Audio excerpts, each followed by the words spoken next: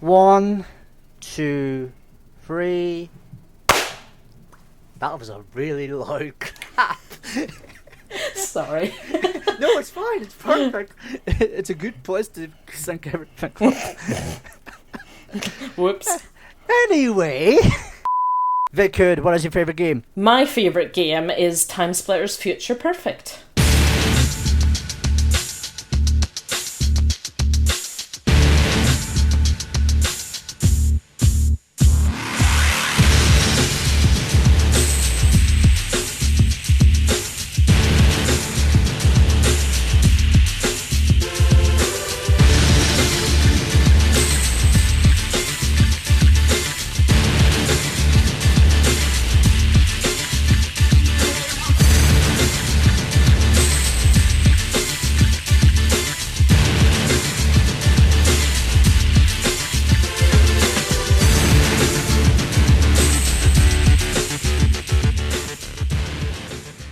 So yeah, I got into games, I think, fairly young, as most people do. I didn't have a console myself for a few years, but my cousins used to have a SNES, and I would go around to their house and we'd play anything they had. They had a Mega Drive as well, so we'd spend kind of weekends with bowls of cereal, passing the controller between each other, either playing like Golden Axe or playing, Super Mario Brothers, and then like having to leave it on for fear that we would lose our saves. And that kind of got me into it. I think then after that I got a PlayStation 1. I got a PlayStation 1 and I got a Game Boy somewhere around the same time, and got obsessed with Pokemon, as most kids my age were. The game, I had Pokemon Red, and the cards. And then I started playing PlayStation games a bit more after that, and most of the time my parents were getting me kind of kid-friendly games, like, I don't know, Mickey Mouse's Epic Adventure and Hercules and all these, and they were all like bootleg knockoffs from a market near where I lived. So I played kind of those games, and then as I got a bit older, into my early teens, my mum was still quite strict on, if a game has an age rating, that is the age rating. And that was the same with movies and everything. So I'd sneak to my friends and to my cousins and play like Mortal Kombat, or play, the version we got was Project Zero, but like Fatal Frame with my friend. And we'd sneak away and do that, or I'd sneak and play like Blood Rain in secret. So I think, and then once like the Xbox, that era came in, then it was all about Halo.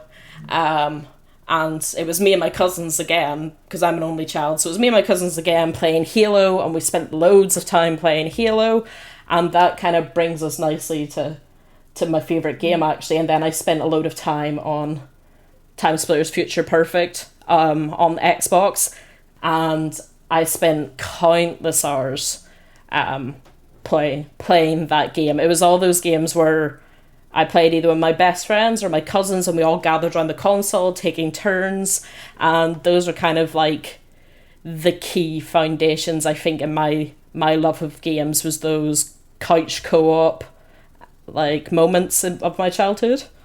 Can you remember what other games that you had on that Xbox as well, besides Halo and TimeSplitters? I discovered Fable, Top Spin, I think it had The Sims Busting Out. My dad had a version that had like the Playboy Mansion on it. And it had like a Conan the Barbarian game. It had loads of stuff. It had Blood Rain on it. That's how I found Blood Rain. There was countless. The big one that I remember is Fable, because I just said that looked cool. I tried it and I was like, this is the best game, because it was the first like RPG I played. And I was like, this is the best. How can games do this? Like, this is incredible. Does anyone else know about this? And I thought it was like a little secret that I had found and nobody else knew about. And then I grew up and realised everyone knew about Fable, and it wasn't just me. But I think at that point it felt like this little hidden gem that I had discovered.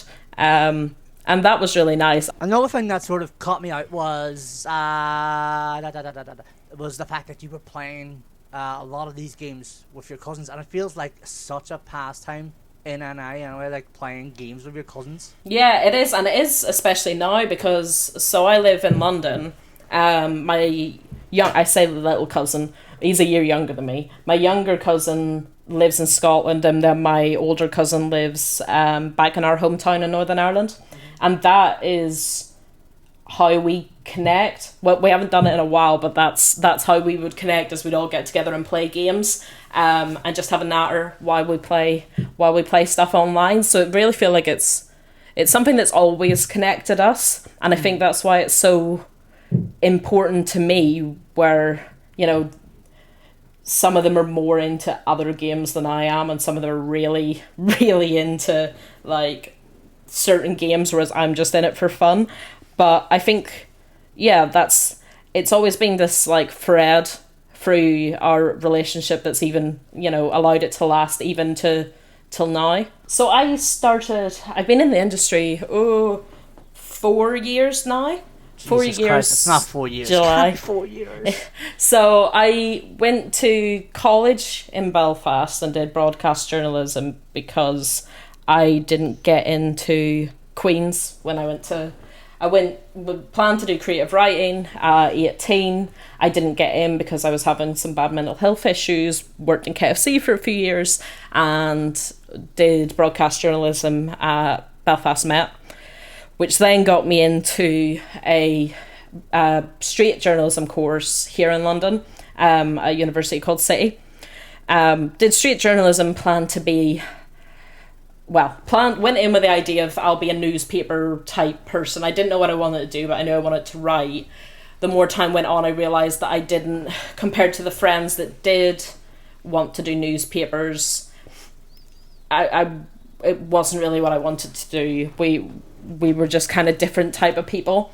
So I started in my final year trying to work out what I wanted to do, and I was writing about games on the side just to build up a portfolio.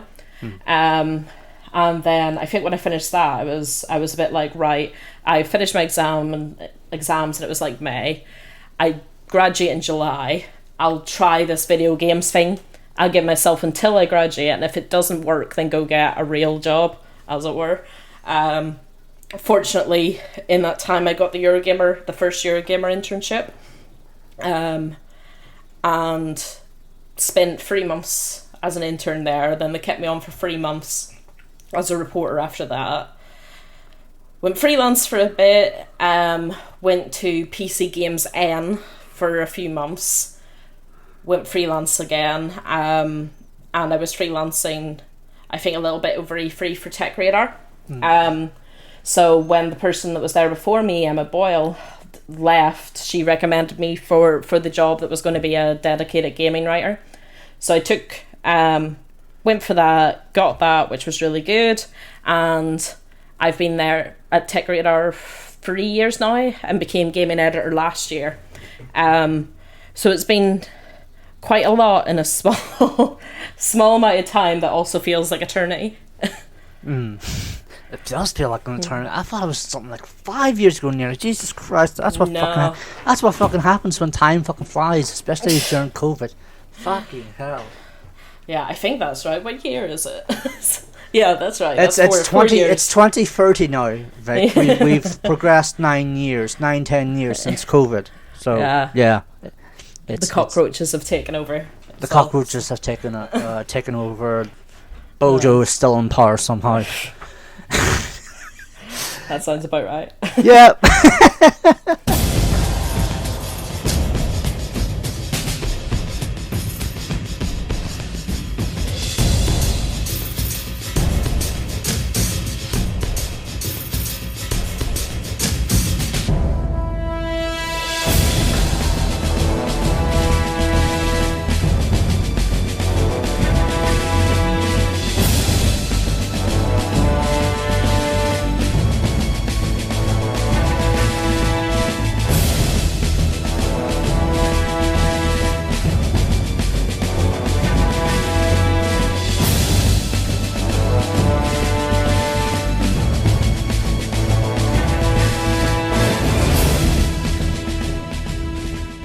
let's talk of your favorite game, TimeSplitters Future Perfect. Before we slightly touch on Future Perfect, let's talk before Future Perfect. Now you mentioned TimeSplitters 2. You did not mention TimeSplitters 1. Why? Because I've never played it. I never played it, and it's one of those where, you know, when you get into like a series or something and you go in late and then you go back maybe one, and then you know there's a point that if you go back too early, you're so used to how polished, I say, it is in the later iterations that further you go back, you kind of are a bit like, oh, I don't know about this. It's not as refined as what I know. Which, you know, was a bit different now as an adult, again, because I appreciate games in a different way.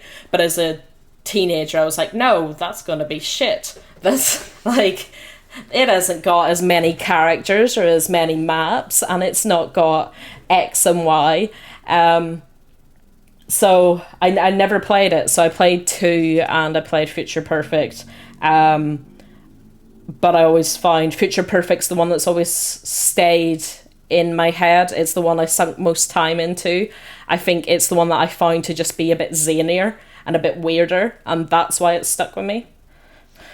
The TimeSplitters 2 as well is looked back on a lot more fondly anyway, especially because of, I think, not only the first level of the single player, because there's a lot of elements that remind people of GoldenEye to an extent. Because considering, of course, Free Radical was made up of a lot of the veterans on the GoldenEye team at Rare.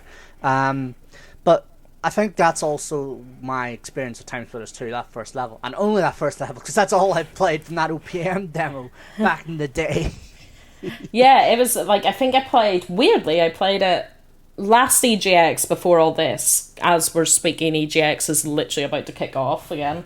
But I played it in like the retro section of EGX last time it was on, and it was actually quite difficult. Like, it was much more difficult. That first level was considerably more difficult than I remember it being, and that might just be because it's a bit like jaunty aiming and things like that. But I found it, I was a bit annoyed at myself because I was like, I used to be like really good at this, and now I'm struggling quite considerably. And I'm just going to put that down to, it's the technology that has failed me, not me failing this game. It's not age, it's not being old, it's just technology. And the reason I also mentioned TimeSplitters 2 is, again, the multiplayer aspect. Like, it feels like a refinement on what made TimeSplitters 1's multiplayer work so well. Because, like, I've played TimeSplitters 1. Not a whole lot of TimeSplitters 1, but I played a little bit of TimeSplitters 1 back in the day when I had, I think, a loan of the original TimeSplitters, and I was like, oh, cool, this seems cool and all, but, like, I didn't really have any friends to play couch co-op or couch PvP on, and, like, so it didn't really mean a whole lot to me. So, like, TimeSplitters 2 was just like, yeah, like, this seems better in tune with me because it has a single player. But then I never got to play it anyway. Like, all I played was that first level on that APM disc. Well, that first level is that, like, it's like you said, that's probably the most memorable. And to be honest, when I look back, there's times where I kind of almost blend some of the two because I played them at the same period. Sometimes I'll blend the two a bit, and it's also because there's similarities in things like the multiplayer maps and things where I'll kind of be like, is that in this game or that game? And it'll kind of be across both of them. But I think the multiplayer probably, not the multiplayer, the campaign probably stood out more in Future Perfect just because it kind of had a very consistent character that ran the whole way through in, you know, Cortez. The different game. We're talking about an entirely different game and an entirely different genre. We're talking about an entirely different series here. Oh god, but yeah. So with him running through kind of Cortez as that main character in the third game, I think that's what's made it stuck in my mind more. Even though 2 had, you know, a series of different kind of protagonists that you didn't necessarily see because you were seeing in the first person, whereas because Cortez ran through the whole every level in Future Perfect, that kind of I guess it made it stick in my mind a bit more, made him stick in my mind a bit more, and that like contraption on his arm stick in my head a bit more. But like when I look back at them, they are nearly like equal level for me to a degree, but I think it's Future Perfect just edges it out just a little bit because it was a bit more bombastic overall. I'm glad you actually mentioned the multiple protagonists, because I'd actually forgotten about that. Like in TimeSplitters 2, and TimeSplitters 1 to an extent, I actually forgot about that. Yeah, it's a interesting one as well. But what I really enjoyed as like in my being kind of a young girl gamer was growing up and having these options where you were a badass female sidekick and not, you know, a load of the designs are not okay. They're not awful, but they're in that, you know, overly sexualized females in games trope that we know so well now. But I like the idea of like playing these games and being the badass, you know, other player to whatever the male protagonist was. Like, I think there was a character called like Violet or Viola, and I was like, she was like a jester, and I loved playing her because I was like, she's badass, and she was covered up, but I was like, that's amazing. I'm not, you know, the damsel in distress, though there were some damsels in distress in those games, and that's a different issue. The games do have a degree of their issues looking back now, but I like the idea of being able to play just as a female character in an FPS, which is you know, it seems like quite a small thing, but it was really big deal to me back then. You mentioned, so let's go straight into Future Perfect then specifically then. Like you mentioned, the campaign was more standout than the multiplayer, like because it felt a lot more bombastic than anything else. Oh well, the campaign in that compared to the campaign, I guess, in TimeSplitters 2 for me was. But when it comes to the actual game itself, I think almost to a degree the multiplayer was nearly more memorable. If I'm comparing it to TimeSplitters 2, it had a more memorable campaign, which pushed it ahead of that game.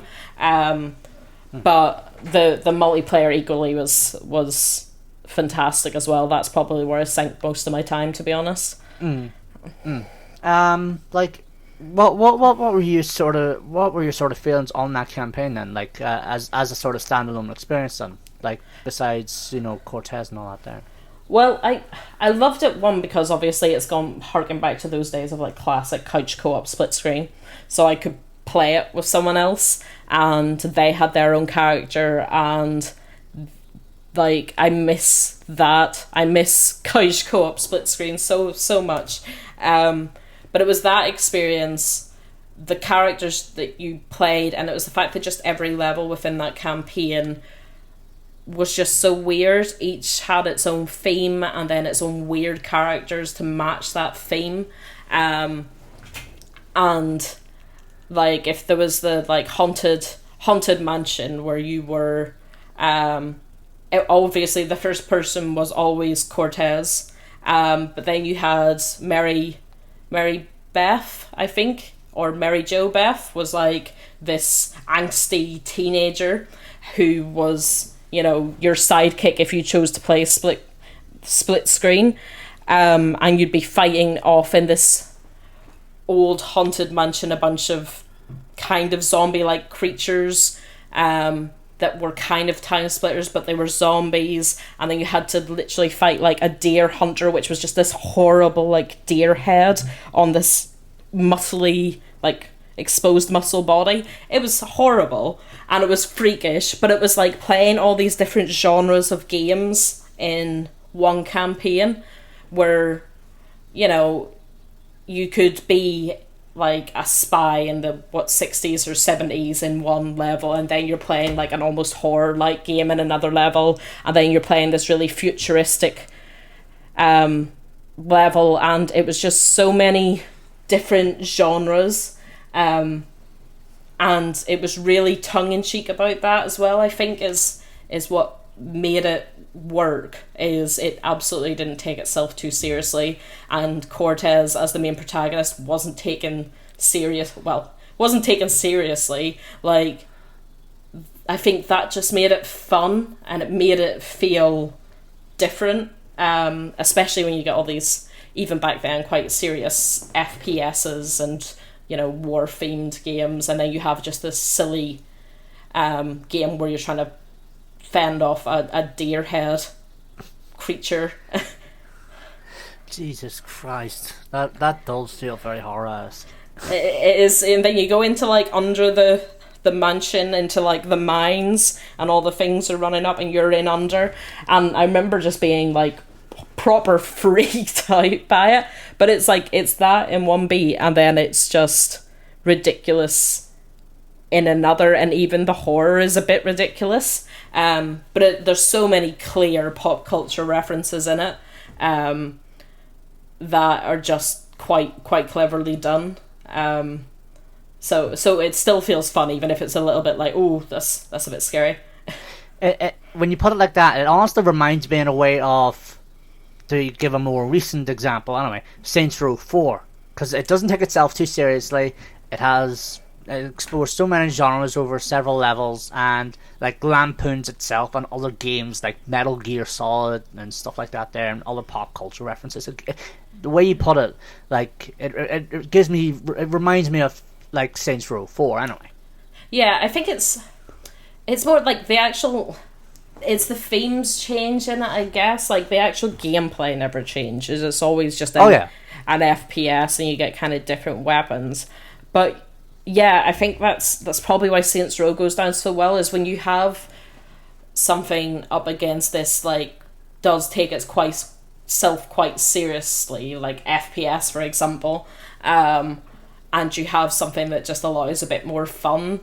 Like, that's great. Like, that's part of the thing with Saints Row, right? Like, GTA doesn't take itself too seriously, but it does to a degree. It does. Then you have especially after GTA 4 anyway, it does. Yeah, and then like with Saints Row, you just have something that's a bit like, not ridiculous, but just like you're encouraged to be silly, and I think that's what I like, and that's always been the thing that I've carried forward. It's the same with, like, if you pit Call of Duty against Battlefield with me, and I'm like, well, give me Battlefield because I just want a bit of silliness. I just want to I want to enjoy games. I don't want to be stressed by them. I don't want to be competitive in them. I'm just not that type of gamer. No, fair enough. So, multiplayer. You say you loved it a ton, and especially because you were playing so much of the multiplayer with your cousins, I think you said. Like, talk to me about some of the memories you had playing it. So I think there's like two really key parts for the multiplayer, was the characters and the maps.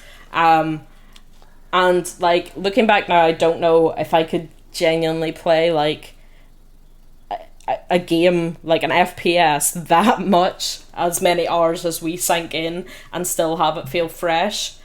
But it was God knows how many characters the game had. So that was like the first bit of it. It's countless characters. There must have been over 100, all varying in weirdness, and you could then complete like challenges to unlock more, and I never got all of them. So you could have like a grown-sized duck or a squid.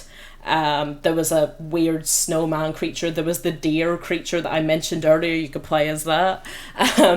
All these really, like, ranging from quite normal characters to absolutely bizarre. You then put them into these odd maps, like a disco or a Chinese restaurant, and it's just absurd. You're running around trying to shoot in, you know, a disco with the disco ball rolling, and you're trying to chase down like a grown-sized duck, and a squid that makes kind of weird Zoidbergy noises when you get it. And it's just so bizarre. I think that's why it's always stuck in my head. I was just like, this is so bizarre. And as, you know, a teen, I was like, this is great because I just am amused by the whole idea of it. And then us being able to be these bizarre characters as well. And so many of the characters were based on like pop culture references and things like that I just remember looking at this wide range of characters and always being like, I never know who to play because there's so much choice. But yeah, it was things like that, and just having these weird characters in these maps that were like oddly themed. They weren't anything like amazingly special. They were just really weird environments, and the combination of the two together made for just this bizarro game. This bizarro game that was actually quite a good FPS game. And we just sank so much time into it, and then you could kind of make your own maps as well. If you wanted to do that, I could never get the hang of that, so mine never actually worked properly. But I think those are the key things. If I look back now, there's a lot of those characters that wouldn't float now and shouldn't float now. It's like I said, it was, the over-sexualization of the female characters. There's some, racial stereotypes in there that absolutely shouldn't be in there when this, rebooted version comes. But I think it's then going to be,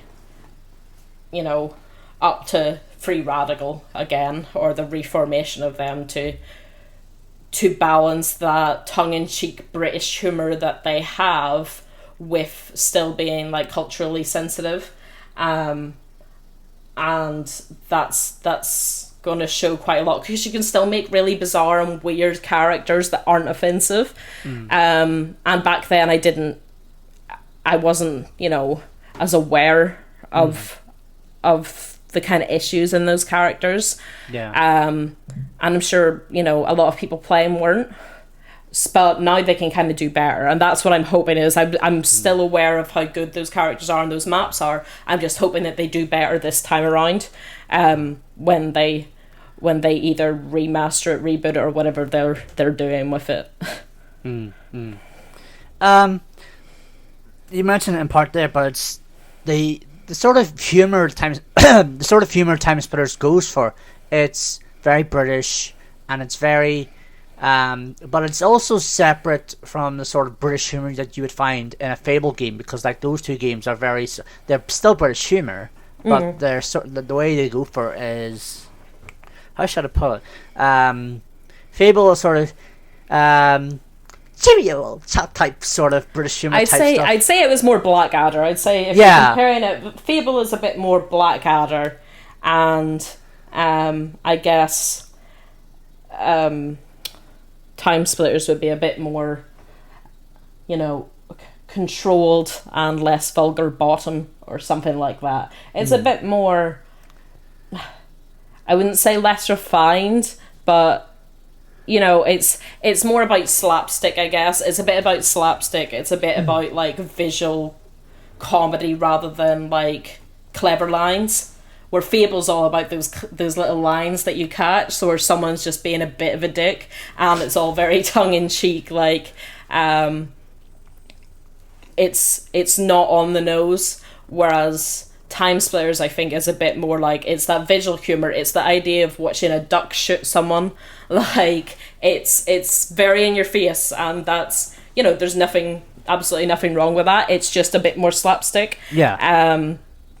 And yeah, I think that's where they differ a little bit, and I guess that's that's why Fable's humor maybe plays to I was going to say a wider audience, but plays to more British people because that's the humor they grew up with. Whereas TimeSplitters, I guess, is a bit more direct about it.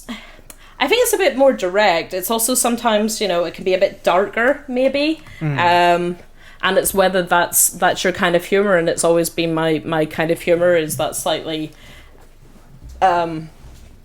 darker darker sense and just the weirdness and the absurdity, rather as much as I enjoy the quick wit and things that Fable has, and I do thoroughly enjoy those games, and I love the kind of backhanded insults between characters. I also just, it is just this bombastic nature, I guess, of Future Perfect, and it's right in your face, and you're just like, this is ridiculous, and I'm very much enjoying just the sheer weirdness of it all. I think, yeah, they're very different. It's comparing apples and oranges a little bit, because I guess saying TimeSplitters is a bit edgier is maybe the way to go about it. But as I've said, like, I love Fable, and I love TimeSplitters, and I also grew up with that kind of British, all those types of, British comedy shows, so I can appreciate the differences and the similarities in those. I think because of TimeSplitters humor, like, you could actually sort of live out some of these jokes, like, which would you want to take on, the human-sized duck or the duck-sized humans, basically, type things. Yeah, it's that kind of thing. It's just so weird. Like, that's the thing, is it's just a bit bizarre. Maybe a better comparison is like the Mighty Boosh compared to Blackadder, and one's just a bit more modern. And as I said, like, there's nothing wrong with a classic, but I think, the thing is with Future Perfect, I don't think I've played a game like that with that kind of style and humour ever since that came out, and until Free Radical makes the new one or whatever they're doing with that, I don't think I will again. It's not been something that anyone's been able to do as well or replicate in any way, and I don't know if anyone would really want to, which is why obviously there's been this cry from fans who wanted a new game, because I don't know if anyone could quite do it the way Free Radical could, and especially I don't think like an American developer could do it and pull it off. I would legitimately dread seeing an American developer try to pull off the British humour of games like Fable or TimeSplitters, because I just think it'd be stupidly cliched and just sort of stereotypical. Yeah. It reminds me a lot of... What am I thinking of? It reminds me a lot of Arrested Development and the sort of British... Little England. It's the pub. Yeah, like the little pub that they have serving. It's like... I feel like it'd be the equivalent of walking in, and you've done this, I'd imagine, walking into an Irish bar anywhere but Ireland. Like, anywhere in the world, and they'd be like, we're serving stew. And I'm like, right, okay. And we're serving Guinness, and here's a potato, I guess. I like, that's not it. that's not it. Why do I feel like my only experience of when you say that, just the thing that comes to mind, and Vic will get this immediately.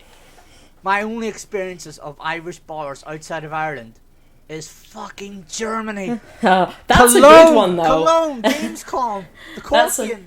The Craconian's a good Irish bar, to be fair. It's better than some. I went to one in Disneyland once, and that was a nightmare. I've been to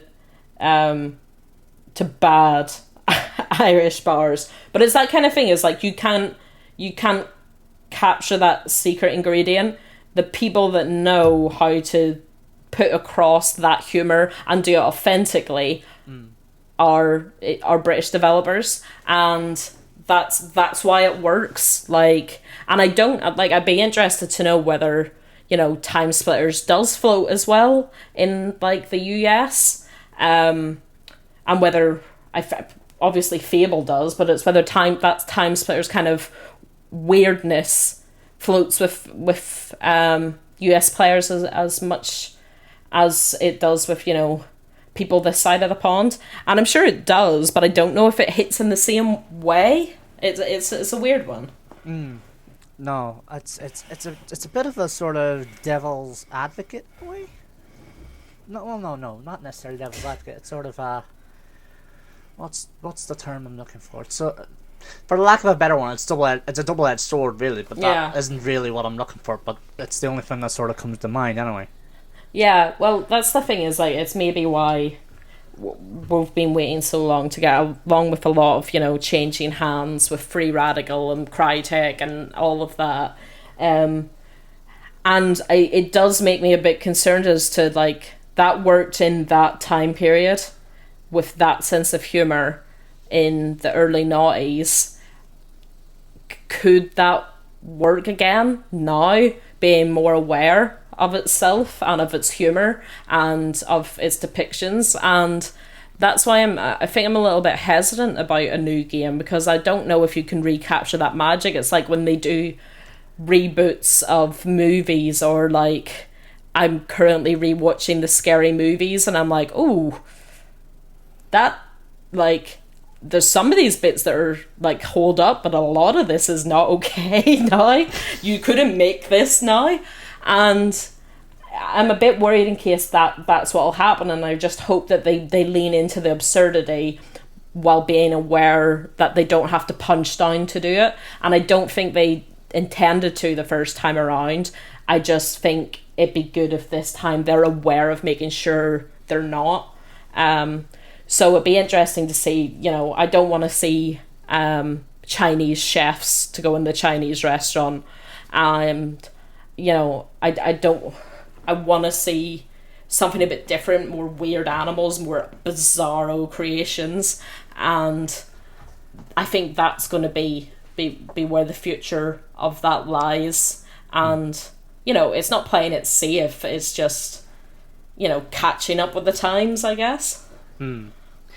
I should probably mention as well, just somewhat separate from that, like, I mentioned the Coconian in Cologne. There's also an Irish bar that was nearby the hotel I was staying in Berlin a few years ago, and I was just like, I feel at home, and the Irish national anthem just started playing in my head. And it's just like home comforts, but also sort of stereotypically Irish as well. Yeah, I'm a nightmare. The Corkonian's not too bad. I knew the Corkonian was fine because I walked in and the bar stools were ripped, and I was like, that's right, that's correct. Have you got Guinness memorabilia on the wall, sports stuff, and ripped bar seats, and it's difficult to pay with card, only cash? Well, that sounds like an Irish bar.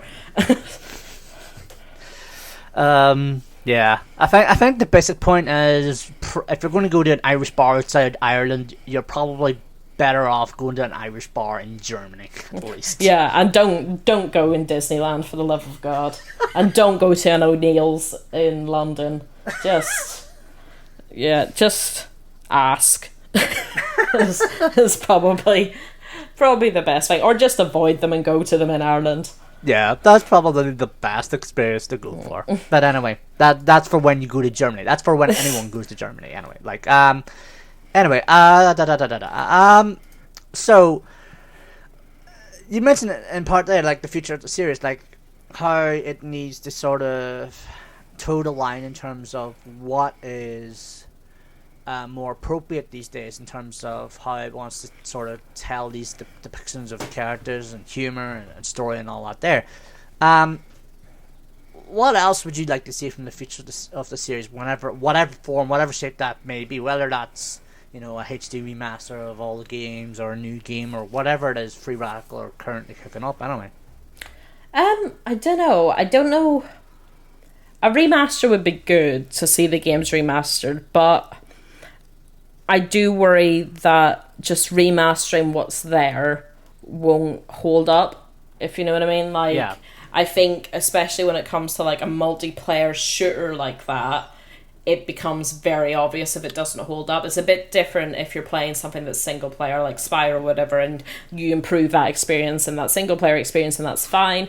I think when it comes to something like this that's a shooter, and then what would you do? Remaster it and then maybe introduce online elements. You'd have to drastically overhaul that that shooting to make it contend with like, it doesn't have to contend with the shooters, but to bring it up to the level that a modern audience could play it and not feel like they're they're struggling with it. So I feel like probably the best thing they could do at this point is just do a new game, start from scratch, keep the same important elements we talked about, that humor, those characters, those maps, and like that solid campaign, but just bring it up to a modern era in terms of like the gameplay, the shooting, like give them a clean slate to bring that franchise to a new audience. I just worry that it's the same as so many games where you remaster something and you're looking at it through rose-tinted glasses and there's only some people that it would appeal to that want to play the remastered version of X. And as much as my heart is like, oh, I'd love to play remastered TimeSplitters, I wouldn't really. I'd probably enjoy the novelty and then be like, what I would like is if I got a new game and I got some of those brilliant characters, brought that to the modern age, improved the shooting, and brought me a bunch of new characters and a new campaign with those same key ingredients from the franchise. That's what I'd love to see. And I think that would be the best approach for them. Whether they're going to do it, we'll see. I think it's the most sensible approach at this point, because then you're not just making a game for the people that are nostalgic for the original series, you're making a game to bring in the new audience. But yeah, I'd love to see that, and I'd love to see, giant duck person in 4K at 60 FPS running about really, really fast, flapping his flappers. And yeah, I think it would, again, just at the minute, if you think about it, apart really from Battlefield, apart from Battlefield and stuff, do you really have online shooters that are kind of just ridiculous? Like, Fortnite was that once, but it's not that anymore. Like, could you make an argument to an extent for Overwatch? I guess, yeah, and I think I really enjoy Overwatch, and maybe there's a degree of that about it. It's these cartoony characters. It's more serious, and the characters are more serious, and they have more developed backstories. But that's another one. That's what me and my cousins play, weirdly, as adults, is Overwatch. And I think there's a bit more strategy to that. I think, you could bring in some new modes, and you probably would to a new TimeSplitters to keep it fresh. But, whatever happened to the team deathmatch? Like, where are team deathmatches? Oh my god, I just had another thought of a game that sort of revels on the ridiculousness, and I cannot believe it's taken me this long to figure it out. Team Fortress 2. Or old school Team Fortress 2. Like, you're talking just after the launch of the orange box Team Fortress 2. Yeah. Not necessarily the Team Fortress 2 that sort of evolved over the years. Like, especially on playing TDM on... No, not TDM. It was Capture the Flag on 2 Fort. Basically, or Capture the Briefcase on 2 Fort. Like, that sort of reminds me of sort of that ridiculousness. Yeah, that's the thing, is it's those really classic modes as well, right? Like those, Team Deathmatch, Capture the Flag, Capture Briefcase, all those kind of ones are such classics. And you're also looking at, like, the nature of Future Perfect means that, those kids that are maybe starting to get put off Fortnite because there's too many people actually winning, are taking it really seriously. Imagine them seeing this game with squids and snowmen and these bizarro characters that enticed me and my cousins in when we were young, and bringing that to the modern era. I guess the difference is it is a bit more mature in that tongue-in-cheekness, and maybe it's for a slightly older teen, preteen into teens, so as not to make it a bit too kid friendly and lose that really tongue-in-cheek element of it.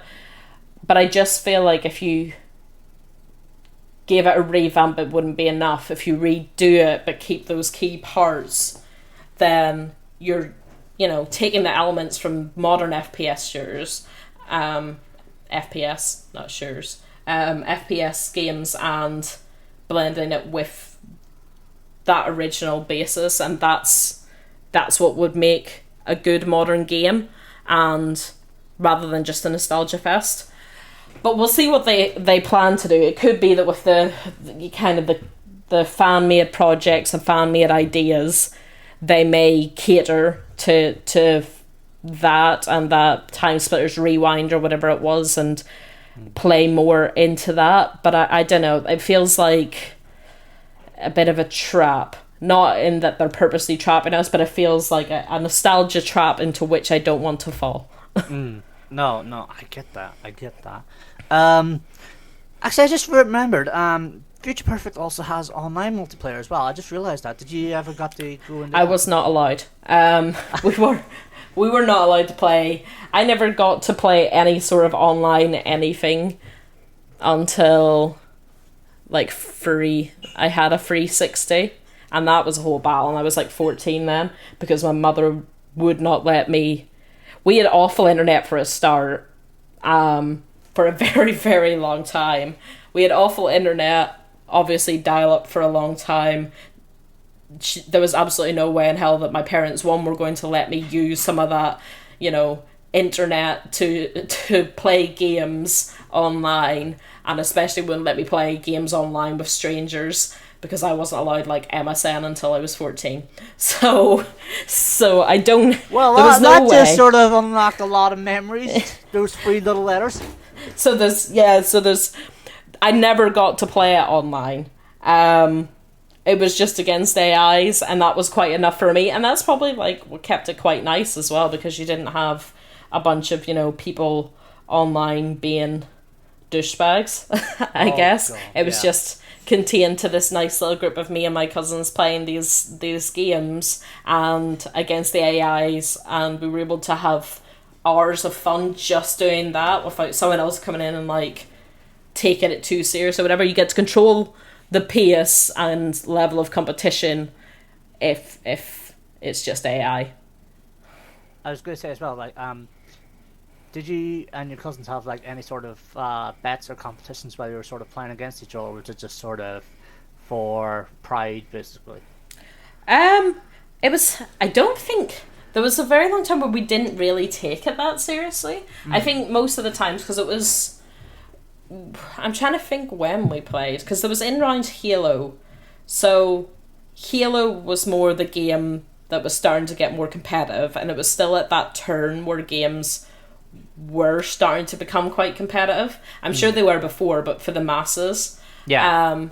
So I think we just kind of messed about. Like, I was never great, and it's still, running joke to this day that I am not good at shooting. I am awful aim. So I was never any good anyway, but I think whenever I remember playing, we just had fun, and most of the time we were on the same team anyway, because we played deathmatch as being part of the same team rather than against each other.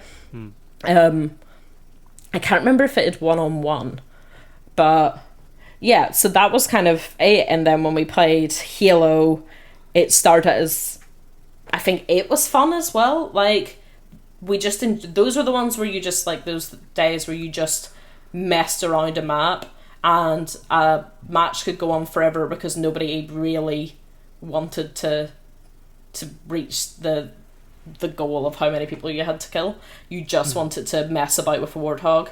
So I think those are kind of those golden years of just playing for fun, whereas like we play Overwatch now and I'm still a bit like, I'm just in it to play, and my younger cousin's a bit like, no, we have to win the game, and I'm just a bit like, no, it's fine. Or we'll play Dead by Daylight, and he's like, this is the very specific strategy, and I'll be like, I'm just going to run away. So I'm just going to try and not get murdered. And he's like, no, you have to do this. It's bad sportsmanship to not do this. And I'm like, I just run and hope for the best, really, in the end. So I think we spun off. I've kept that really chill, kind of non-competitive atmosphere with games. and so had my older cousin, and then my younger cousin has kind of gone a bit more competitive and enters competitive like Tekken tournaments and stuff now. But those were those golden years where we could happily play and just have a mess around. No, the reason I say that is because you've actually just unlocked a memory I had from like half a dozen years ago when I was in school in Derry. Like, there was this sort of tournament, in the Nerve Centre in Derry, and like there would be half a dozen of us. Like, this happened on one particular Saturday afternoon. I think just before Christmas. 05, 06, and like there was this big massive tournament in the cinema, where in the Nerve Centre, and I was in it, and like I got to the final, but the final game was TimeSplitters, TimeSplitters 2, and I'd just been beaten like narrowly, like because I got off to a good start, and then I just sort of the other player just clawed their way back, and they won basically a monetary sum of 15 whole pounds. I was just like, fuck. But then Just say it's all going down in Derry. That did not happen in Lauren. Oh, I can tell you that.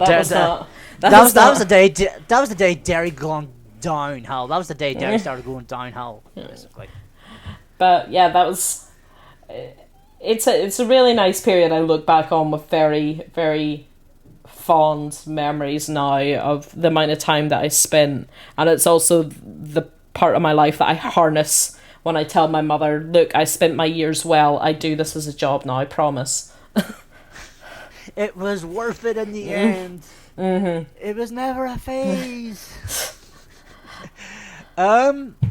So what else do you like about TimeSplitters Future Perfect that we've not touched upon tonight? Oh god, I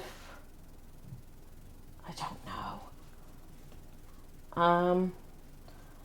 Those are kind of the key. Those are the key elements. Is the characters and the maps. I think are those really key elements to me. Because really, it's not particularly a game of massive depth per se. Yeah, I can't think. Yeah, I think that's. I don't know. I genuinely don't know. Do I need to have something? I think that's the first time someone's not been able to answer that question. I don't. Well, to be fair, it's because there's like, it's not. It's a fun game, but it's not a game of huge amount of depth. Let's be honest. Like, there are quite basic weapons. You know, it's your basic loadout. The maps are. I've touched on, they're great fun, they're all themed, it's all a bit weird. The characters are weird also, and the campaign is just, you know, great weird time hopping fun. It is, for God's sake, it is, yeah, potentially not as serious as TimeSplitters 2, I think.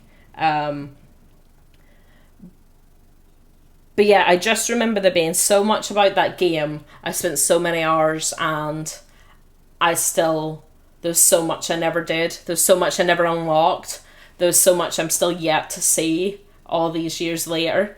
And it's that golden era of having those little black, like, character marks where you never unlock the character. And it's just the epitome of that for me, of just having all these characters and all these characters I'm yet to see. And I love that. I love that there's so much content in there in terms of those characters and maps and bits that I've still not seen. And you wouldn't get that now. And I really hope that's not something that they wreck with microtransactions and whatnot in the new game and with DLC. But you know it is. But I hope it isn't, because it's the best example of that. It's the best example of just these characters that you spend hours trying to complete one challenge just to find out who that extra character was, and you didn't know because, you know, I wasn't reading guides on games online, so I genuinely had no idea who the person was. And I miss I miss that. I think that's a golden era of not having to pay for your content, extra for your content. What didn't you like about Future Perfect? Well, it's like I said, there's some stuff looking back now I'm a bit like, I think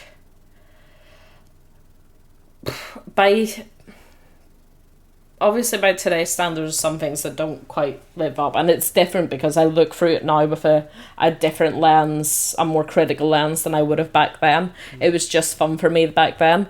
Looking back now, I'm a bit like, well, it was a really basic shooter, wasn't it? Like, it was very basic. Like, apart from the pizzazz of the characters and the maps, it was a very run-of-the-mill shooter for that time, and the campaign didn't exactly have the most exciting story. Like, to all extents and purposes, it's just quite a basic game. It's those extra elements, those the uniqueness of those characters and things that does lift it into being something that's quite memorable, I think. Yeah, I think that's the thing, and I would also change, obviously, the sexy female sidekicks, which what annoys me to this day, and I can't remember if it was in 2 or 3, is the spy character with his, I think there's a part where you have to, is it him? You have to help someone because it's like their sidekick / missus is either tied to train tracks, and it's a very classic damsel in distress type moment. And that's a bit like, I think even at the time I was a bit like, oh, well, that goes against all this female empowerment I'm feeling from playing as a female in a FPS. But yeah, I think it was a bit basic, but I loved it. And that's, just like I said, that's me thinking with my critical hat on, that very much I'm probably looking at it with rose-coloured glasses, which is what makes me ever so slightly concerned about whatever's coming next for it, because I am very aware of that now that I've played the Crash remakes, or remasters, and the Spyro remasters, and I've enjoyed those, but I'm also very aware some things are of their time, which is why I'm hoping that they'll do a total reboot rather than a remaster. We can't really ask of top 3 TimeSplitters games because there's only been 3 and you've not played TS1. So we can basically skip that and say TS, Future Perfect, and then TS2. But I will ask, like, considering with your critical hat on, and not necessarily about Future Perfect, but TimeSplitters as a whole sort of cohesive package, what do you think sort of makes the series still so beloved after 20 odd years at this point? Because, like, I don't know if I would necessarily, well, it does have a legacy behind it, but I don't know if I would say it has a massively beloved legacy as such. It's like I said, I think there's a fan base of people that played it that really enjoyed it, and those are the people that really enjoyed it and have, that nostalgia to it are, quite vocal, I guess. It's one of those where people will see a game but like, oh yeah, I love that game, and then they kind of forgot about it and it's in the recesses of the mind. And then for some people, kind of like me, I remember it vividly because it was such kind of an important time in, like, I guess, gaming and my history of gaming. I can't remember what you asked. Basically, it's fine. I think what I was trying to say is, what is it about TimeSplitters that still makes us feel so beloved today, I guess? Yeah, I know we keep going back to it. I think it's the characters and it's the humour. Because if you think about it, we'll go back to that example of Fable. What makes Fable stand out is you remember the lines and you remember the humour. And I think if that had been in a straight RPG without any of those, like, kind of sly, witty digs and stuff, I don't know if it would have been as memorable. Like, it's a good game, but I think it would have been, an RPG that maybe would have not being as beloved as what it is. And I think it's the same thing for TimeSplitters, where people kind of remember this weird, bizarre, very British game. And that's probably also a thing for people as well, is the idea that you have this, British comedic game, and there's not a whole load of those about. So if you have something that you feel speaks to the comedy and the humour you grew up with, then, or even, the comedy that you maybe enjoy, there's a load of Americans really enjoyed Monty Python. If that's the kind of thing you enjoy, then it speaks to that a bit, along with just the bizarro-ness. I think it's just something that's quite difficult to forget, I think, for me, and that comedy, I think, is a really big part of it, and those pop culture references, because that's the first time I've seen really pop culture reference in games, and those worlds kind of meshing a little bit. So I think that's probably it. The characters and the humor, and just that it's kind of a quintessential British comedy game, I guess. That's not to say Americans don't enjoy it. I'm sure some do, but that's the best guess I could have. It's not afraid to be a bit edgy. Let's try and avoid that edginess though for what's coming next, or whatever that is. Anyway, I think, or at least certainly some of the problematic edginess of it. Anyway. Yeah, well, that's the thing, is I think what you can do is, like, you can have that edginess, but you direct it in the right place, right? You punch up, and if you started doing, like, this isn't the best example, but when you see the likes of Far Cry 5 throwing in those kind of political references, with Trump's P-tape and the gay frogs, and they put those really, like, kind of tongue-in-cheek sly references. It's timely, and I think you could do that. You could do that about, not necessarily, I'm not saying make it political, and it doesn't need to be political, but you could do those kind of pop culture references now. You could do those kind of, modern world takes now, where you've got kind of Cortez being like, what the fuck's an influencer?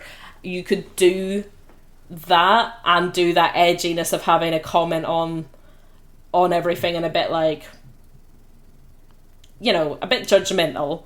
Yeah. But do it at the right places, do it at the modern landscape, do it at, dating apps, and how far the world's come in the last, 20 years. And that's where you could point that. So it's about where you're directing your hits and where you're directing your comedy. As I said, good comedy is about punching up. It's not about punching down. And I talked to, Psychonauts Tim Schafer about that, and that's something that he was really passionate about, where he said that's how you know, if you're punching down, then you're not doing it right. And that's how they get that humour, and that type of humour that they have in, especially Psychonauts 2, is absolutely perfect in how they tongue-in-cheek make very subtle references to the world around us, but you're not punching down on anyone, you're not taking the piss out of anyone, but it's kind of that subtle nod that says, you know what I'm getting at. Yeah. And I think that's kind of what they need, to take a leaf out of Schaefer's book.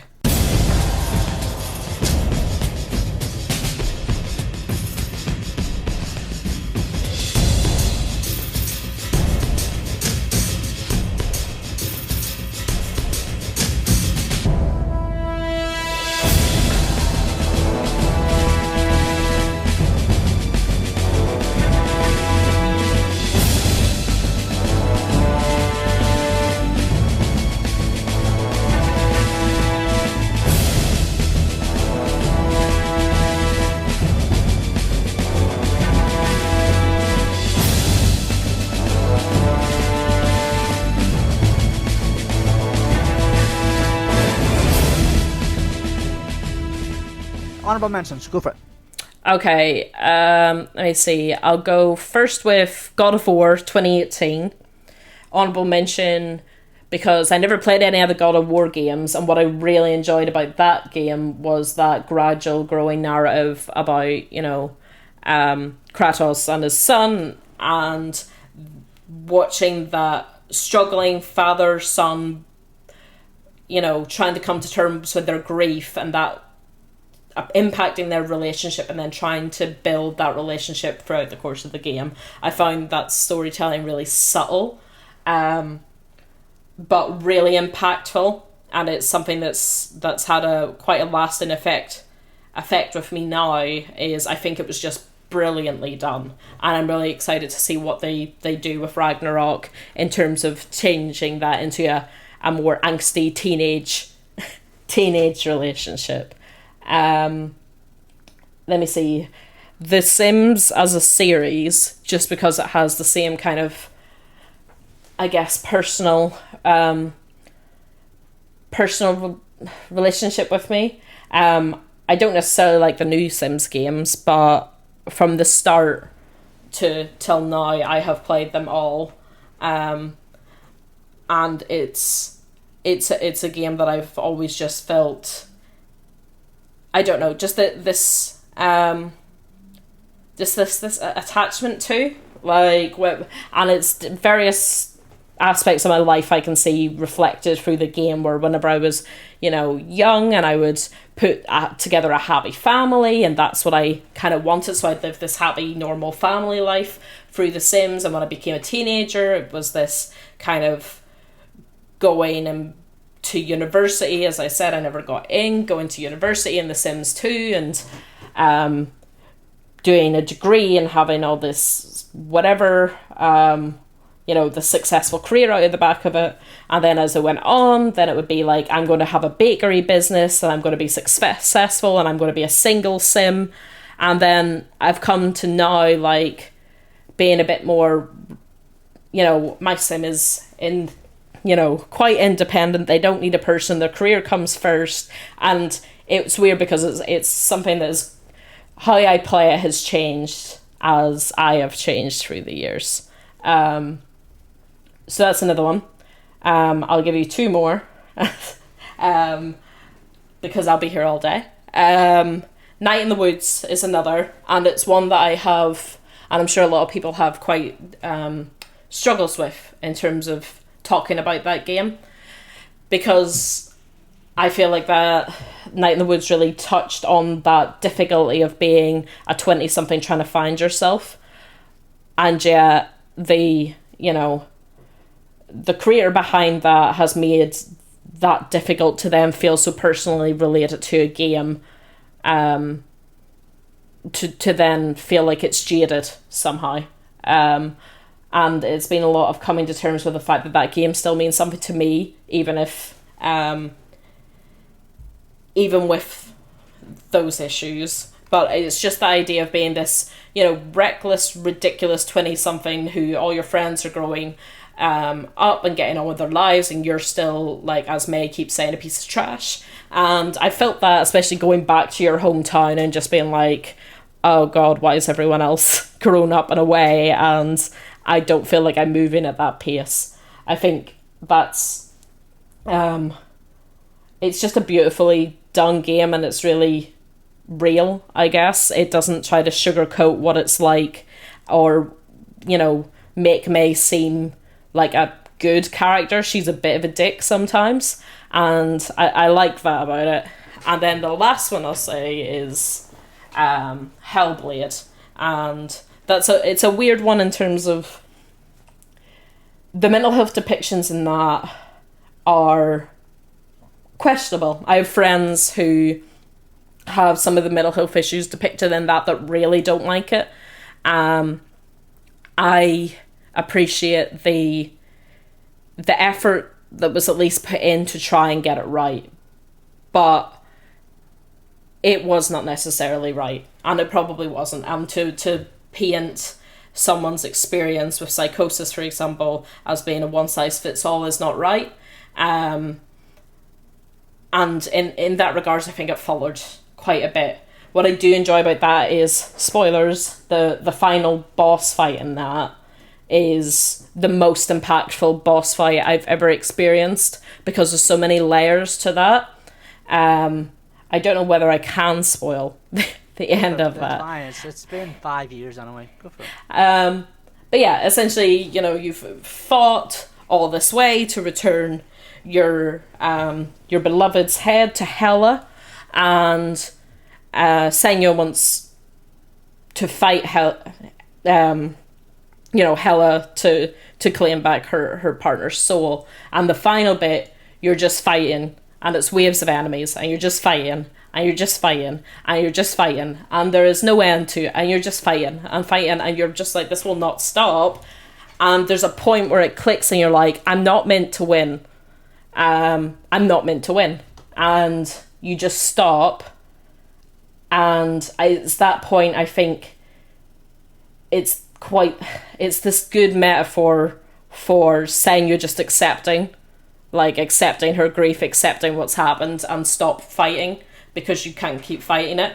And I think that's just, yeah, it's so poignant, and it's quite subtle, and the music in it is just brilliant in that final scene. But I think it's one of the boss battles that has hit me the most, apart from the final scenes of The Last of Us 2, which again was another very poignant, exhaustive fight. Yeah. And that one is yet another one. It's those final scenes with Abby and Ellie, and they don't want to fight anymore. They're exhausted and they're drained, but they're just still trying to keep at it. And I think that's just sort of that compelling aspect of closure that yeah. I think The Last of Us Part 2 just sort of tries to come across. And then I had this massive epiphany that I sort of put across to I won't mention the name, but like basically Sony's head PR in the UK. Like, I was just basically emailing them coverage links for the review that went live on Play Diaries, and I just went, I had this massive epiphany about the ending of The Last of Us Part 2 when I was playing it, and it was came around with the fight with Ellie and Abby. It's just like there's the closure that you're looking for is not here. Yeah. It's elsewhere, or not even elsewhere. It's not here at all, and I think that was just so powerful of what The Last of Us. Sorry, it's digressing away from what you're talking about with Hellblade, but like I just sort of wanted to bring that up in regards to The Last of Us. It just feels like, what's the point? You're not going to find closure here. Yeah, I think it's the same kind of thing that happens in Hellblade. It's that, what are you fighting for? Why are you fighting? And it's that realization on which, in the characters realize that is in both games so both difficult, and you almost as a player feel like you want them to stop. You just stop. Just like with The Last of Us, I was like, just walk away, for Christ's sake, Ellie. Just walk away. Just let it go. It was like this sort of cycle of revenge, because Joel killed Abby's dad. Spoilers, by the way. Joel kills Abby's dad, and then Abby kills Joel, and then Abby kills one of Ellie's friends, and it basically just sort of escalates into this sort of whole cycle of revenge. Yeah, that I sort of think Neil Druckmann sort of wanted to sort of get to the heart of, and then at the end you realize, this is needless. This is pointless. Why are we doing this? What's the point of all of this? Yeah, I think it's an interesting one, and I what I draw on is probably an analogy that you'll get more than anything. What I considered at the time was this idea of tribalism and the other, and it's something that's very present in Northern Ireland, and it's this idea that you don't know why you dislike these people, but somebody did something sometime, and therefore fear the other. Yeah. And that resonated with me quite a bit, where I was like, it's just this fear, this innate fear that's passed on, and nobody knows why. And I think that was really prevalent. I forgot, but that game is probably one of my favourites. What I will say is the last favourite is Psychonauts 2, which is a more recent edition, and that is another game with a mental health related theme, but it's one that spoke to me and made me feel like I was having self-care and therapy but enjoying it, it made me for the first time feel like I wasn't weird and alone to have the issues I have. And it's a game that almost felt like a hug, where I was like, I'm actually able to laugh about these things, these metaphors for the things that I feel. They've captured them so well, but actually they've done it in a funny way. And I feel like, it's like I said before, it's that not punching down, but I feel like you're talking to me on an equal level and we can laugh about this. And that's a really hard thing to do with mental health depiction, because people don't necessarily want to laugh about it, but that balance is done so well.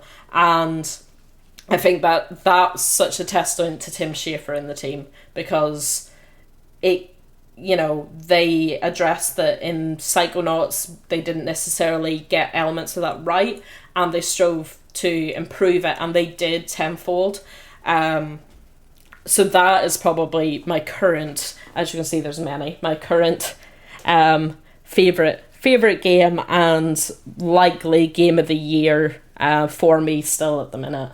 I think the sort of through line that I'm sort of getting in terms of your honorable mentions is that there is a massive sort of mental health aspect to it.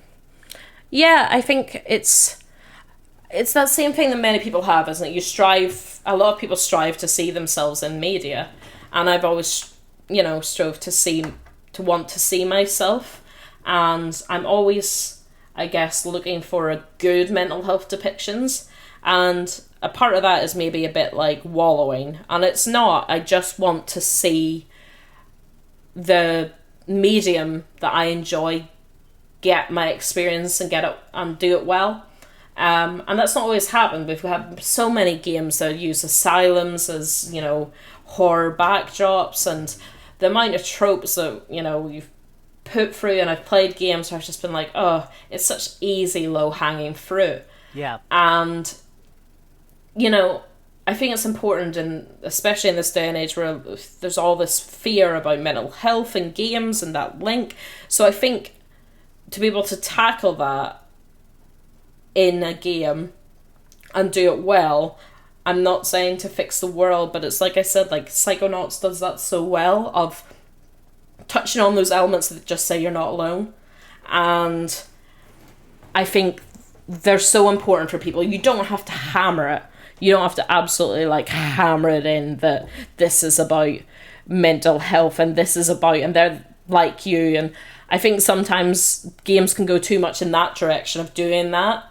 But I just think we're starting to get to this place where mental health depictions are becoming better.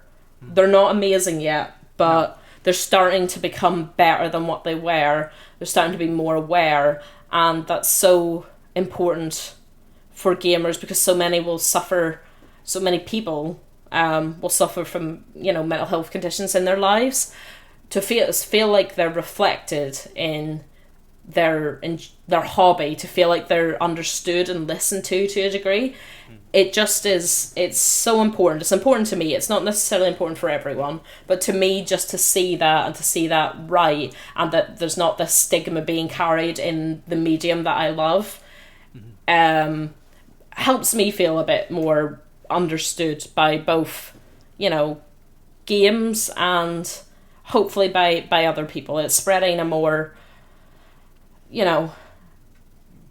decent message, I guess, a less stigmatized message, and any forms of media that you can get that destigmatized message through is good. But as I said, it's not always going to be right, and it's a very difficult line to walk, and you're not going to please everyone, but it's also accepting where you mess up and trying to do better, and not claiming like you know more than the people suffering from the conditions themselves. So yeah, I think that's what's important when it comes to my enjoyment of games. It's about that narrative. It's about, for me personally, just emotionally connect. My favorite games are ones that I emotionally connect with, kind of stories for the ages for me, ones that I'll remember. And Future Perfect may not have been that, but there's still that emotional element, that emotional connection for me. And I think that's why it can stand beside those other games. I absolutely agree with you on how, I definitely agree with you in terms of how important depiction of mental health is in games for me. Certainly these days, anyway. Because I've obviously talked about my own wares in the show before, but like it means everything to me to see a good depiction of horror. Sorry, not. Why am I saying horror? The reason I'm saying horror is because of the worry that I have of a potential depiction of mental health in games that's coming up, and it's actually coming from a developer that you sort of referred to there with Hellblade, Ninja Fury, and Project Mara. I am worried about that game. I'm very, very worried about that game, and I think Ninja Fury, to the best of what it did with Hellblade, and I hope with Hellblade 2 as well, like I think they will try to do as best they can in terms of telling a good depiction of mental health. But Project Mara is about sort of trying to get inside your psyche, inside your brain, just sort of getting into the dark depths of your mental health. And that's something that I don't know Ninja Fury, or to be fair, any other developer. I don't think a game can do that. I think games need to know what they are. Like, at the end of the day, a game needs to know what it is. And that's not to be reductive of games, but you're not going to fix the world, and you're not going to, delve into someone's psyche and fix it. Like, especially if that's the intention, I guess. Like, it's, like, I keep going back to it, but, like, with Psychonauts, the thing was, I was, talking to Tim Schafer, he was like, we never expected the response we got to the first game in terms of like mental health depiction. We never expected it. It's just a reflection of that team and those developers and their principles and their philosophies and what their interests and their lives. And that is authentic. You can feel that. You can feel these genuine experiences in a game. If you're trying to push a narrative, push an authentic experience, it doesn't work because you're not authentic in that. You can talk to as many people as you want, but you're not telling.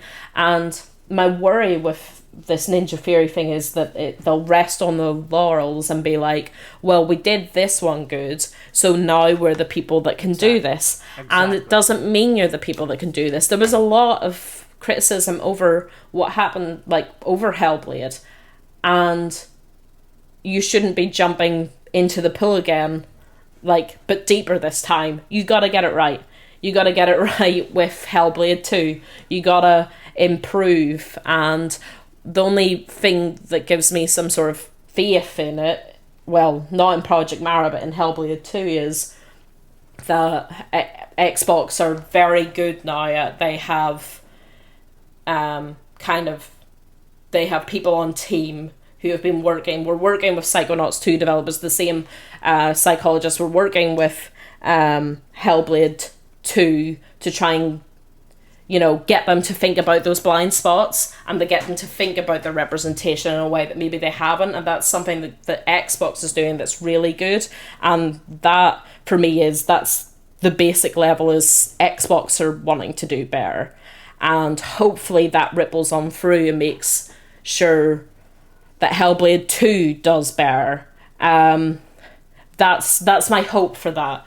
Project Mara, we'll see. I read the description of it and immediately was like, no. You're trying too hard. A game with an underlying aspect of mental health that's done well will work. If you are immediately going in heavy-handed, it's that heavy-handed depiction I talked about, and smacking it over the head, being like, we are good at mental health depictions, you're setting yourself up for a loss from the start. Less is more, and just make sure that what you're doing, you get it right. So we'll see. I don't have big hopes for that. I'm hoping Xbox will, get them to think a bit harder and get them to do better, and that they'll share those resources with the Xbox Game Studios among them and get that up to the speed. But we'll see. There's still as much as there's going to be good depictions, there's always going to be bad. It's at this point, unfortunately, it's just not surprising. It's disappointing. It's not surprising, but it's about calling out. It's about calling out what goes wrong, basically, what gets it wrong, and also sort of celebrating what gets it right, because we need to sort of, again, it's sort of about calling out what gets it wrong, and then sort of celebrating what gets it right, because what gets it right is very wrong, not very wrong, but very rare, because we don't see those great depictions very often.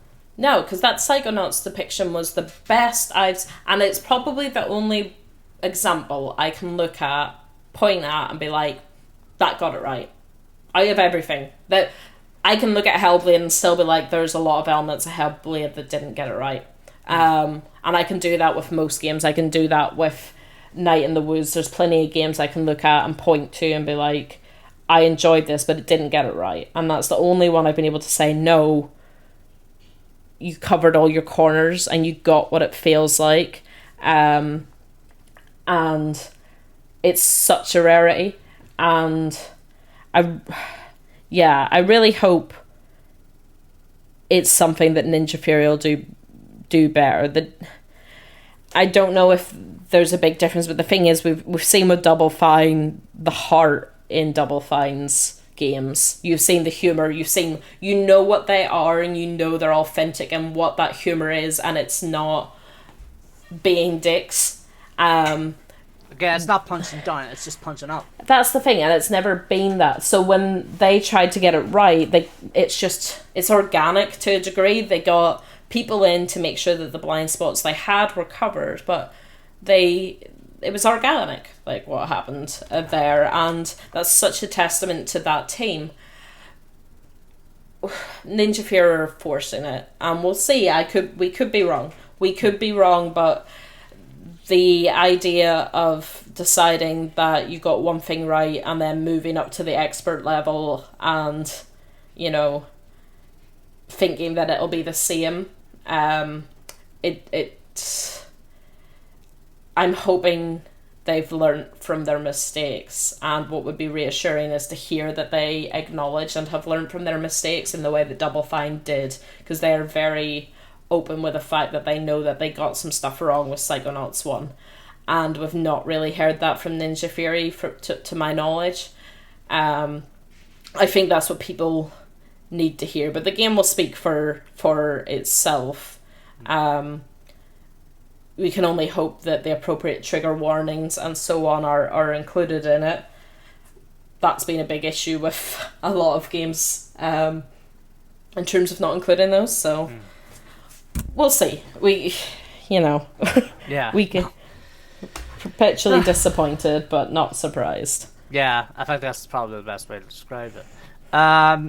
Besides Psychonauts, is there any other games that you think have sort of done mental health depiction? Not necessarily perfectly or even brilliantly, but have at least tried to attempt a good effort at being not human, but at least show what's the word? At least show that there is validity to what a player might be feeling with their own mental health, anyway, for the lack of a better expression. I don't know.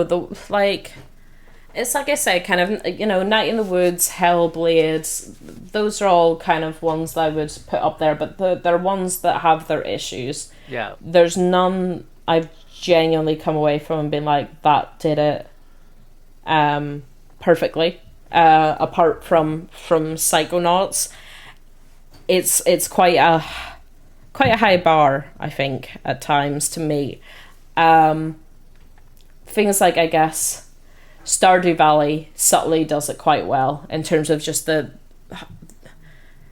how human its characters are. I think that's what's so important, is it doesn't have to be smashing around the head with something. It's letting your characters be human and letting them have their flaws, and maybe those flaws are, mental health conditions or illnesses, and not letting that define the character. Letting that be part of them but not define them. I think people have mentioned before, kind of Life is Strange, and there's kind of, classic examples like that. There's one I did play that did it did well, but it was one of those that falls to the almost a degree of mental health as depressing, which was Please Knock on My Door, which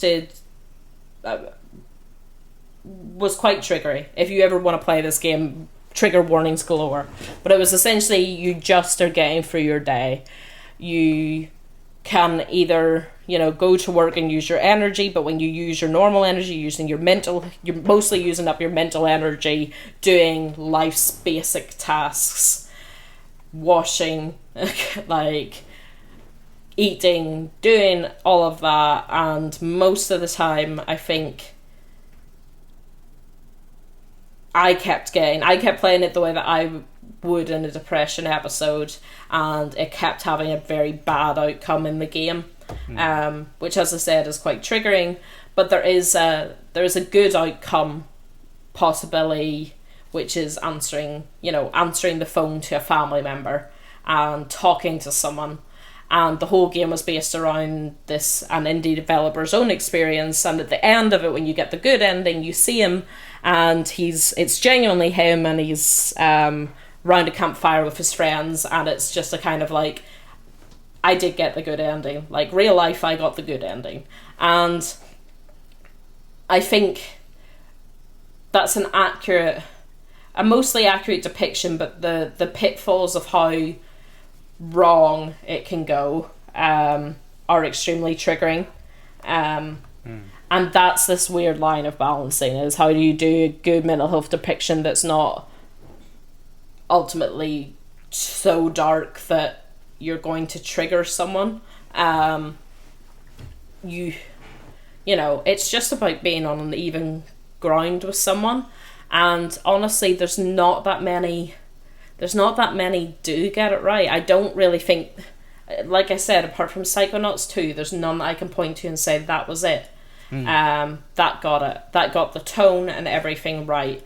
And hopefully that's something we can improve on, that people can improve on in later years, and they realise that these can be aspects of your characters, your complex, make your characters more complex and make this part of them, but do not make this their entire identity. It's the same as, any other, identifying factors of a character, where people want to see LGBTQ plus characters, more LGBTQ plus characters in games, where the character's LGBTQ plus, but that is not their entire identity. They are just more multi-layered characters, and I think it is part of that, they are part of the building blocks that make your character, but does not define who your character is. So that's a very long-winded way of saying no. Apart from Psychonauts, there is not any good, really good depictions.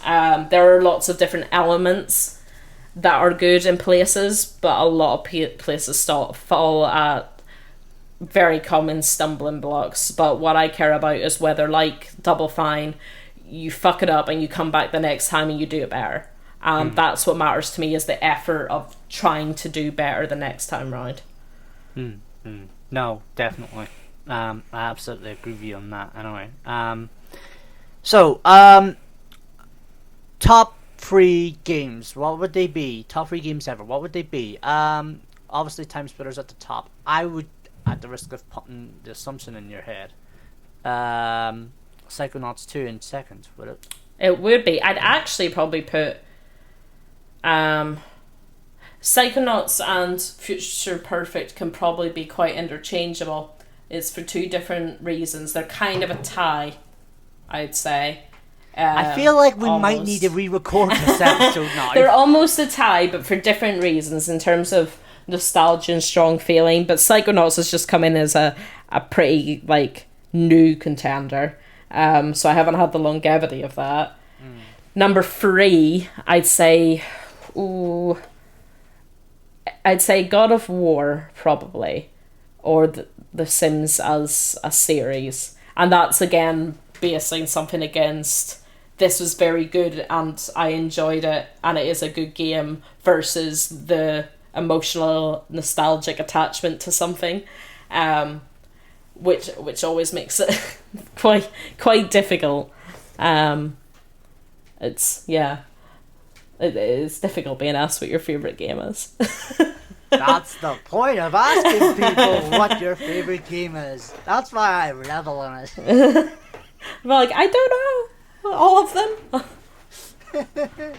I know, that's sort of why I catch people out when I ask them that. I don't know. The next time you talk to me, I'll have changed that list around again. I'll be like, I don't know. I mean, to be fair, when I ask people to come on, like, I say to people explicitly, what is your favourite game? And I need you to be explicit about it. There is no ties. He says, knowing that The Last of Us and Metal Gear Solid 3 are basically interchangeable sometimes, even though for the most part The Last of Us sort of sways it, but like... That's the thing, is like, I completely forgot about The Last of Us 2 until you mentioned it, and now I'm like, ah, shit, there goes the list. I enjoy all the games, mostly. All the games are good. All the games are great. Yeah.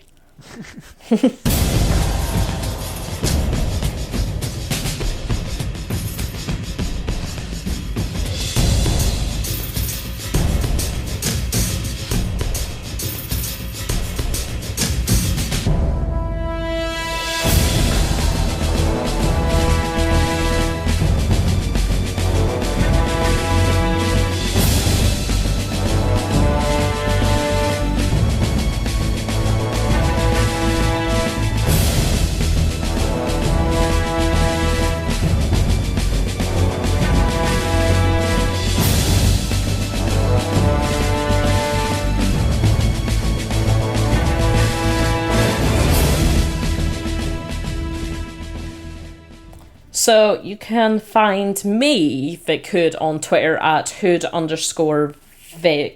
And you can follow the TechRadar Gaming Twitter channel at TechRadar Gaming. All very straightforward and simple. And you can read my work on TechRadar Gaming as well. If you want to find out more of my thoughts on all of the games, well, most of the games I've just mentioned there now, in more in-depth written thought, as if I didn't waffle enough on this podcast. We all waffle. I'm actually... I think now I'm in the mood for split waffles. So see you again next week. Bye.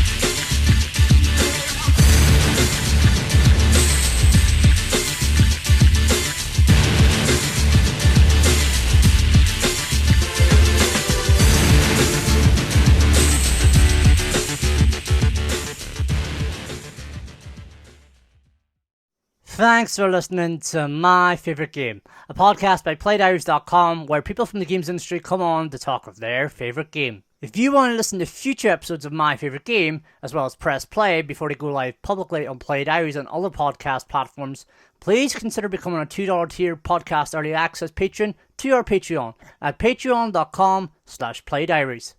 Next week, considering the theme of the season and being all Ireland focused, a special Thursday publish for St. Paddy's Day. Ellen Cunningham on The Legend of Zelda, Twilight Princess.